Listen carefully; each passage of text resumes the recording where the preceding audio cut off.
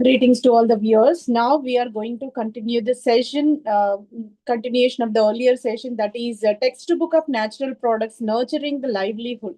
From this content, we are conducting the series of sessions where natural products are taken into the considerations. In this, alkaloids were the topic we already started with, and in that alkaloids, classification of alkaloids, examples, origin, and where the concept of alkaloids got started, the entire session was completed earlier. And all are available on the channel called World of Competitive Chemistry. Let me go with continuation of that one. So let me go with this alkaloids, quinine. I'm going to introduce alkaloid called quinine. Introduction regarding this quinine. Quinine is naturally occurring quinoline alkaloid. It will be obtained from the bark of Cinchona officinalis, right? So it is the quinoline nucleus. Bicyclic ring system will be there with the nitrogen as an essential element in the quinine, and the plant from which we are extracting Cinchona officinalis, right? It is the kind of Cinchona species, one of the most important anti-malarial alkaloid it will be. Malarial fever will be reduced by means of the drug called quinine, which is extracted from the nature. It belongs to the class of quinoline containing natural product. It is the quinoline containing natural product and it is called quinine, right? As per the IUPAC nomenclature, R, 2S, 4S, 5R, 5-ethinyl, 1-aza bicyclo, 2, 2, octane 2-yle, 6-methoxyquinoline, 4-yle methanol is the systematic IUPAC nomenclature for this drug called quinoline. Chemically, quinine is containing two major structural units. Two units are existing within.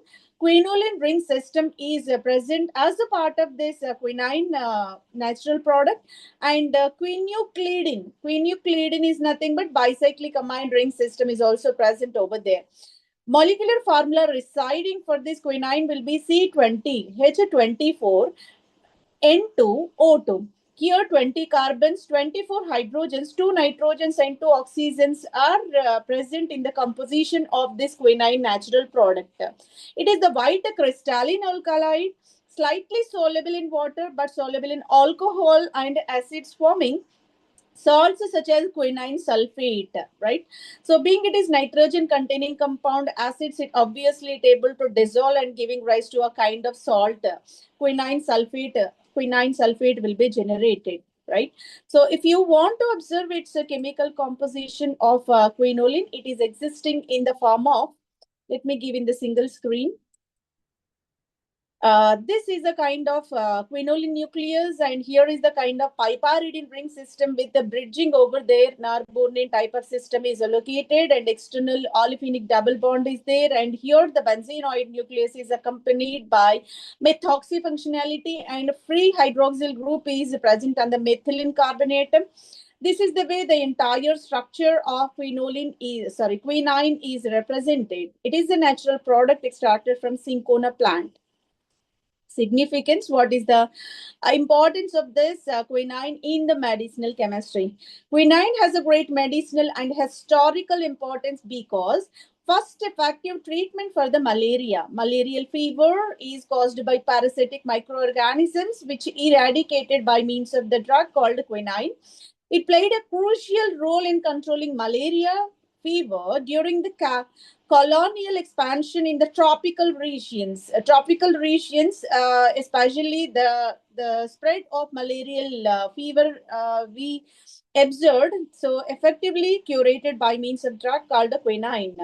It led to the development of several synthetic anti-malarial drugs. By using this quinine, structurally it is a certain extent elevated, enhanced, and giving rise to so many kind of anti-malarial drugs, starting with this quinine as a lead compound.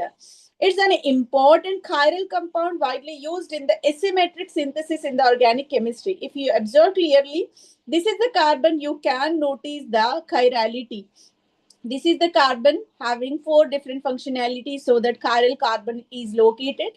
And here also you can observe, this is the carbon, this is the nitrogen, this is another environment of carbon atom, and here is the hydrogen. This is also said to be what? A chiral carbon atom. If you observe this bridgehead carbon, one side carbon atom and another also carbon atom will be there, this side bridging, and here is the hydrogen. So this is the way it is the molecule with the chirality, molecule with the asymmetric carbon atom. So that asymmetric synthesis, it is taken as a starting material in the organic chemistry synthesis process, right? So this is about the entire process of malaria, and malaria is caused by these mosquitoes. Mosquitoes are the kind of what they will do, mosquito bites are used to transmit plasmodium parasites. Plasmodium is a kind of a tiny microorganism which is transmitted by means of these mosquitoes, so that will spread the disease called malaria. It is a kind of acute fever, we can say. So many countries are affected by these malaria, and 3.2 billion people are suffering with this malaria fever. So that quinine is very essential for the curation of this kind of disease, right? If you go back into the history of that exploration of the quinine, the history of quinine is closely linked with the treatment of malaria itself. In the 17th century, indigenous people, South America, used the bark of cinchona tree to treat the fever. Right, the inception of quinine as an anti-malarial drug is carried in South America first. Cinchona tree is used to relieve the fever in the at the time of 17th century. Quinine was first isolated in 1820 from the bark of cinchona tree, which is native to Peru. So this Peru nation is first to witness this quinine as an anti-malarial agent in the year 17th century. In the era of 17th century, in the year 1820, at the place of South America. So this is the history belongs to this quinine exploration. Spanish missionaries introduced the bark to Europe, where it became known as a Jesuits bark or Peruvian bark, right? So further, Spanish missionaries transported this valuable medication to the Europe, where it is distributed among the people in the form of Jesuit bark or else Peruvian bark, right? 1820 quinine was first isolated from the cinchona bark by French chemist Pierre Joseph Pelletier and Joseph Bainami Cavento. So these are the scientists together worked on this the component which actually responsible to cure this disease called malaria. So initially, as a crude cinchona, it is used for the curation of malaria disease in the nation called Peru. But scientifically, it is extracted by the scientist, French scientist Pierre Joseph Pelletier and the Joseph Bainami Covento. That chemical compound exactly quinine got extracted in the year 1820. During the World War II, strategies of the quinine stimulated research into the synthetic anti-malarial drugs such as chloroquine. Chloroquine is the analog which developed starting from this quinine as a lead compound, and so many synthetic analogs also prepared within the laboratory in order to enhance its activity and efficacy. And this is a plant you can clearly observe called Cinchona officinalis. From its bark, quinine is extracted. Extraction and isolation process. Being it is a natural product, we need to consider how the extraction process will be carried. They specifically utilized yellow cinchona bark, which was known to be more potent in nature, right? So here the bark of cinchona tree to be in a yellow in color, then only it is suitable for the curation of malaria fever. So that is optimal conditions in order to extract. methodology, peruviarization. The cinchona bark was finely powdered to increase the surface region for the extraction process. First of all, bark was collected directly and finely grinded into the powdered form in order to enhance the surface region. During the extraction process, it is very easy to extract the quinine by rising its surface in the form of fine powder. Acidic extraction will be carried further. The powdered bark was treated with the dilute acidic solution, especially sulfuric acid or else hydrochloric acid treated with this one. Being it is a nitrogen containing compound, it will be neutralized and salt formation is possible. This protonated alkaloid amines, including quinine, converted them into their water soluble salts. Now, salt formation is possible, being it is made by a kind of amine. Nitrogen will be there within. So whenever we are treating with this kind of either of the acid, there is a formation of salt is possible. Latter, it is subjected to filtration. Being it is water soluble, by simple filtration, you are able to separate this compound in the form of aqueous solution. The quinine is present in salt form, solid bark residue, right? So whichever in either ingredients are present, they are existing in the form of solid bark material, cellulose material will left over, but quinine is available in the form of dissolved salt, right? So this is the way separation got carried. The entire systematic extraction process is provided in the chart form. Schematic method for the isolation of cinchona alkaloid, you can clearly observe. First of all, we need to powder that bark. Dried bark will be taken and finely powdered into the crude drug, treated with sodium hydroxide, calcium oxide, and water. This is another methodology for the extraction process that is further subjected to reflux conditions in benzene solvent. Further, filtration is required at hot conditions itself. Hot filtrate to be collected and to be treated with the sulfuric acid to normality. Then alkaloid bisulfate formation is possible in the form of salt, and further we need to rise the temperature to 90 degrees centigrade so that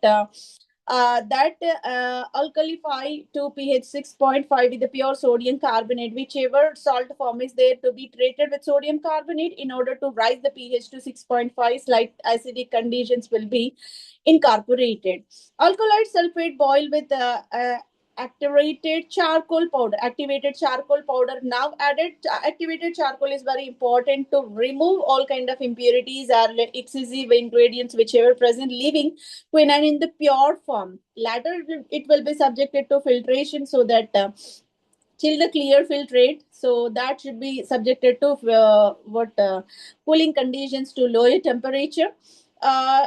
Whenever we are cooling, two possibilities you can notice. One is the precipitate, either is the filtrate. Whichever precipitate generated is made up of quinine sulfate. That quinine sulfate should be treated again with sodium carbonate in order to neutralize, so that salt form will be transformed into the pure form of quinine. This is only the required one. Whichever filtrate, you can simply discard that one. The economic quantity of this compound is available in this precipitate form only, so that we are able to extract this quinine in the form of pure one, right? So this is the way we can extract cinchona alkaloid called quinine. Then let me go with the biosynthesis of quinine. Quinine is biosynthesized in cinchona plant. Cinchona plant itself able to generate this quinine, right? How it will be synthesized within the plant, that pathway is said to be biosynthesis. So here, in order to synthesize within the cinchona plant, the starting material will be tryptophan. Tryptophan is the amino acid and the cycloguanine is the starting material. Together they are able to generate this quinine by biosynthetic pathway. Series of enzymatic reactions to be performed in order to synthesize this one. Tryptophan initially converted into tryptamine. Tryptamine treated with cycloguanine, and there is a formation of strictocidin, another chemical transformated compound. By combining these two, strictocidin will be further containing so many ingredients like indole alkaloid intermediates will be located, will be accompanied with this strictocidin. Formation of quinoline is possible further, and quinine nucleoside framework is located within this quinoline molecule. Final modification leads to the formation of quinine as the ultimate product. So this is about the point-wise representation for the biosynthesis starting from tryptophan and cycloganin. Let me give the detailed explanation regarding this quinine biosynthesis. Initially, in the quinine biosynthesis, enzyme strictocidin synthase catalyzes the stereoselective peptide Spengler reaction between tryptamine and cycloganin. Cycloganin and tryptamine to be combined by means of peptide Spengler reaction, right? This is stereoselective in nature, being the molecule is chiral, so that stereochemistry plays a vital role over there. The enzyme required is strictocidin synthase, is the enzyme operated in between, right? Whenever these two molecules are supposed to be combined, there is a formation of the compound called a strictocidin compound will be generated, which is a aldehydic one. Hydrolysis will be performed over this strictocidin compound, and further decarboxylation is performed over there. Whichever carbon is there in the aldehydic form will be discarded, iridium portion will be removed, and producing Corinanthiol will be generated. Tryptamine side chain was cleaved adjacent to the nitrogen, and nitrogen was bonded to the acetaldehyde group, giving the synchronamine. That representation is provided. Instead of going to the text, schematic representation will give the much more information regarding the biosynthetic pathways. Initially, we have to take the tryptamine. It is a kind of amino acid containing indole and the cycloganin is another material you can notice over there. Both are supposed to be treated with the named reaction called Pictet-Spengler condensation process, so that here the formation of the bulk molecule called strictocidin. It is the enzymatic process for this biotransformation. Later on, it will be shifted into a kind of compound where you can notice the opening of this parent ring where aldehyde group will be originated, and this further go for the reaction corinanthiol formation is possible. What difference you can notice in between these two? Here is the kind of ester linkage. Here ester linkage totally discarded from this sector, and the coronanthiol formation, that is because of hydrolysis and the subsequent decarboxylation. Just now we gone through hydrolysis and decarboxylation process carried over this molecule. So that hydrolysis, ester transformed into carboxylic acid, and subsequent decarboxylation giving rise to a 3-methylene. This is called coronanthiol. This coronanthiol further converted into synconaminol. Synconaminol formation is possible. How it could be? There is a formation of internal cyclization. The molecule whichever present aldehyde group will supposed to be treated with this nitrogen whichever located over the